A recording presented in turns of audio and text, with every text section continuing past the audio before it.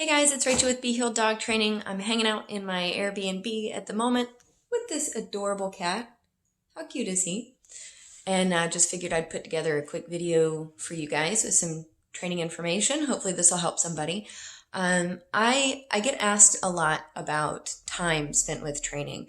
How much should I be training my dog each day? How long should I be working with my dog? How many hours should I put in? Or also, how long should my training sessions be?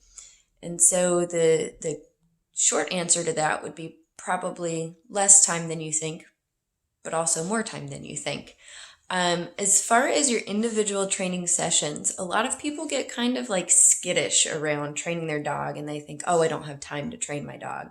I don't have an extra hour or two to teach them things, but you can teach a dog things in 5 minutes. You can teach a dog a lot in 5-minute chunks. You'd be amazed. Sometimes I still surprise myself with how far a dog can go in just a few minutes. And I challenge myself too, because I find myself falling into the same thing. Oh, I got to pick up my kids. I got to leave in 10 minutes. I'm not going to get this board and trained dog out. Wait a minute. What am I going to do in those 10 minutes? If I'm not doing something else, yes, I'm going to pull that dog out, do a couple of reps of whatever command or whatever protocol we're working on, and boom, that's 10 minutes of, I call those sessions active training. So your active training is when you are actively interacting with your dog. And those are the sessions that can probably be a lot shorter than you think. That doesn't mean they have to be. That doesn't mean there's not a time and place to put in a half hour, 45 minutes, 2 hours working with your dog. If you have more time, awesome. And it doesn't even always mean that your sessions have to be longer if you have more time. Sometimes it's better to cut them a little on the short side. But more often I see people being kind of like chased away from working with their dog because they think, oh, I only have 20 minutes. And it's like 20 minutes is a typical training session for me. Most of my active training sessions are about 20 to maybe 45 minutes. So don't be afraid. If you've got 5-10 minutes, do something. Put a leash on your dog and work on something. Or don't put a leash on your dog if you're not at that point. If you're working on off-leash stuff, whatever you're working with your dog on, challenge them for 5-10 minutes. As far as how much time a day you should be putting into training your dog, all the time.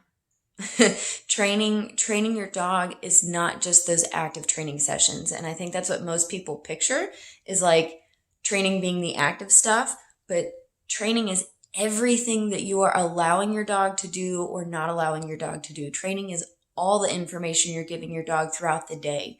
What's your dog doing right now? You're training it. You're training it that whatever it's doing right now is okay or not okay.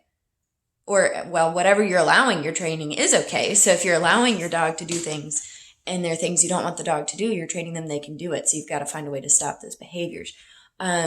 So all of that to say, like when I'm cooking dinner for my family, I'm training my dogs. No matter where my dogs are or what they're doing, I'm training them.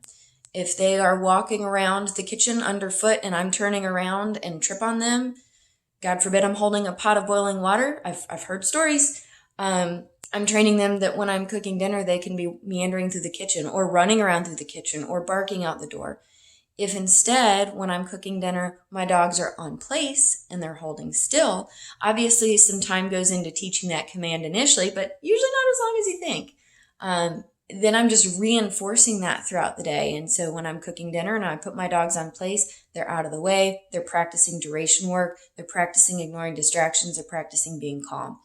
If my dog's not at that point yet, or if I have too many distractions going on to want to be worried about, is my dog still in place? Are they behaving? In the crate they go. That's training too. So just remember, everything going on throughout your day is training. And asking the question, how much time should I put into training each day with my dog, is like asking a parent or a parent asking, how much time should I spend parenting my kid? You're always parenting your kid. You're always a parent. You don't turn off being a parent. You don't turn off being a dog owner. So you guys keep that in mind.